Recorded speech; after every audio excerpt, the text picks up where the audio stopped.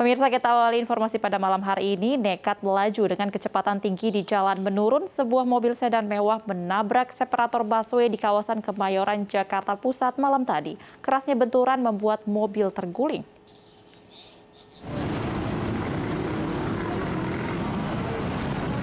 Mobil sedan mewah ini sudah dalam kondisi rusak parah dengan posisi masih menempel di antara beton separator busway di Jalan Lejen Suprapto, Kemayoran, Jakarta Pusat Minggu malam. Kencangnya benturan membuat bagian bemper depan mobil ringsek dan as roda nyaris patah. Kecelakaan tunggal bermula saat mobil yang dikemudikan seorang wanita parubaya melaju kencang dari arah Simpang 5 Senen menuju Cempaka Putih dengan melintasi flyover Galur. Tiba-tiba mobil kehilangan kendali dan oleng ke kanan. Pengemudi tak mampu mengendalikan kendaraan hingga akhirnya menabrak separator busway yang ada di sisi kanan. Kerasnya benturan bahkan membuat mobil nyaris terguling dan berbalik ke arah berlawanan. Yang kencang banget itu maju balik. Dari arah mana kemana, Bang? Dari sana mau arah Pegadung. Mobil apa sih, Bang? Yang trotoar itu. Ada berapa orang? Kiri, dia sendirian. Itu. Ya. Meski selamat dari maut, namun wanita parubaya tersebut mengalami syok berat. Kecelakaan tunggal ini juga sempat membuat arus lalu lintas terganggu lantaran mobil yang melintang menutup separuh badan jalan. Dari Jakarta, Rani Sanjaya, iNews melaporkan. Pemirsa, kebakaran hebat melanda bangunan rumah susun Baladewa Johar Baru, Jakarta Pusat pada sore tadi. Api diduga berasal dari hubungan arus pendek listrik pada mesin pendingin ruangan di salah satu hunian di lantai 5 yang lupa dimatikan pemiliknya saat ditinggal pergi.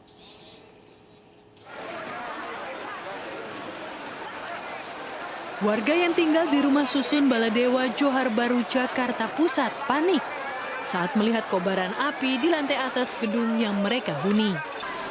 Para penghuni rusun berusaha menyelamatkan diri lantaran khawatir api semakin membesar dan menyambar hingga ke bagian bawah gedung. Petugas Sudin Pemadam Kebakaran tiba di lokasi dan langsung berusaha menjinakkan si jago merah. Kebakaran bermula dari dalam hunian yang terletak di lantai 5 unit 3 rusun. Banyaknya isi hunian yang mudah terbakar, membuat api semakin hebat berkobar dan menyambar ke hunian lain. Meski titik api yang tinggi sulit dijangkau, 8 unit mobil pemadam beserta 40 personil yang diterjunkan akhirnya bisa memadamkan api dalam kurun waktu setengah jam. Kan, Mbak? Terjadi ledakan. Berapa kali, Mbak? Ya lumayan banyak, Mas. Soalnya kan listriknya kan pada meledak semua tuh. Jadi nggak tahu udah, pokoknya hampir banyak sih ledakannya. Oh gitu. Iya. Berarti sementara memang konsleting dari listrik AC, Mbak ya? Iya, dari AC, pokoknya AC, listrik, pokoknya kipas angin. Ada 2 blok yang terbakar, ya. 2 blok itu berapa pintu Pak ya kira-kira? Ada 2 pintu ya, 2 pintu rumah. Dan saat ini sudah masih dalam pendinginan, sudah bisa kita atasi. Kalau penyebab kebakarannya, Pak? Untuk penyebab ini diduga korsleting listrik ya. Kebakaran diduga akibat hubungan arus pendek listrik pada mesin pendingin ruangan. 1 orang terluka. Dari Jakarta, Rani Sanjaya, iNews melaporkan. Kebakaran melanda gedung farmasi Rumah Sakit TNI AL Minto Harjo pada Minggu pagi. Akibatnya gedung logistik tempat penyimpanan alat pelindung diri ludes terbakar. Terjadi kebakaran di Rumah Sakit Minto Harjo pada tanggal 10 Oktober 2021 kurang lebih pukul 5. Asap membumbung tinggi dari gedung farmasi Rumah Sakit TNI Angkatan Laut Minto Harjo di Jalan Bendungan Hilir, Tanah Abang, Jakarta Pusat. Kebakaran terjadi pada Minggu dini hari. Api diduga berasal dari lantai 2 gedung yang difungsikan sebagai tempat penyimpanan logistik, termasuk APD bagi para tenaga kesehatan. Banyaknya material yang mudah terbakar sempat menyulitkan proses pemadaman. Api berhasil dipadamkan 1 jam kemudian setelah 10 unit mobil pemadam kebakaran dan 50 personel dikerahkan ke lokasi. Tidak ada korban jiwa, namun petugas belum bisa memastikan kerugian akibat kebakaran ini. Sementara itu, pihak rumah sakit juga belum memberikan keterangan resmi terkait kebakaran ini. Dari Jakarta, Rio Manik, iNews melaporkan. Seorang sopir terjepit akibat tabrakan antara truk tangki dengan truk tronton di Madiun, Jawa Timur. Korban berhasil dievakuasi dan alami patah kaki.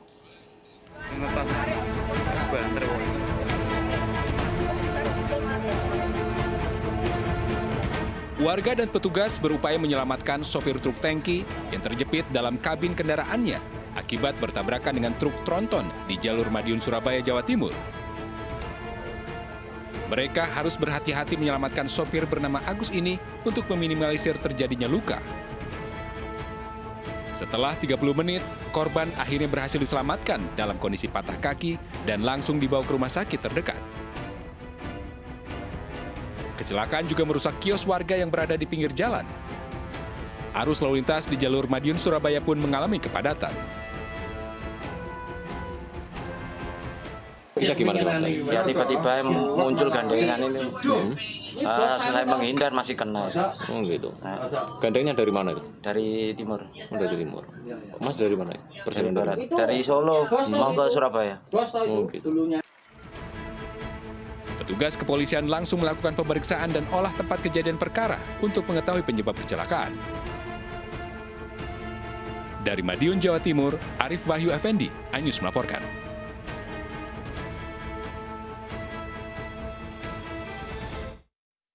Rapat adat atau paruman di Desa Adat Jero Kuta Pejeng, Gianyar, Bali ini berakhir ricuh. Kericuhan terjadi saat dilaksanakan rapat adat terkait permasalahan sertifikasi tanah desa adat yang ditolak oleh beberapa warga.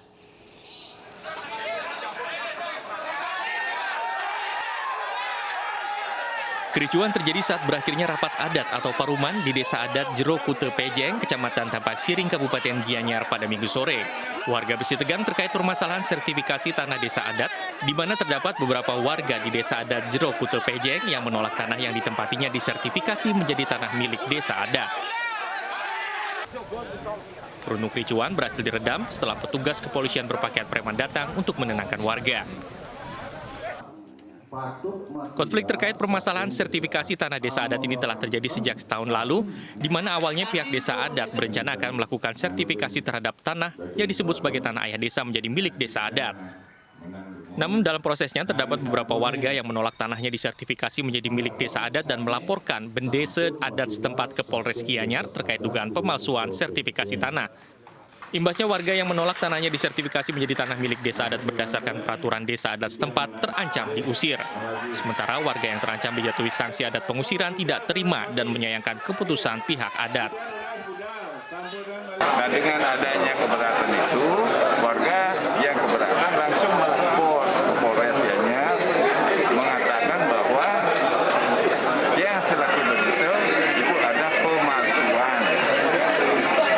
Nah, yang disebut pemalsuan inilah yang sampai sekarang belum mengerti apa yang saya palsukan. Tanah yang saya mohonkan hak milik adalah tanah perkara tanah tebel. Itu lengkap dengan surat-surat bukti permulaan berupa perfounding, surat pajak, dan juga ada bibir tersilnya. Nah, kalau tanah pekarangan desa, itu kami tidak ada keberatan. Buntut dari pelaporan warga yang menolak tanahnya disertifikasi menjadi tanah milik desa adat ke polisi, kini Desa Adat Jero Kuta Pejeng ditetapkan sebagai tersangka oleh Polres Gianyar. Dari Gianyar, Bali, Ketut Catur Kusumaningrat, iNews melaporkan. Diduga jadi sarang prostitusi, sebuah rumah indekos di Mojokerto, Jawa Timur ini digerebek polisi. Dari razia tersebut, polisi menangkap sejumlah pasangan tanpa ikatan pernikahan dan menyita puluhan botol minuman keras.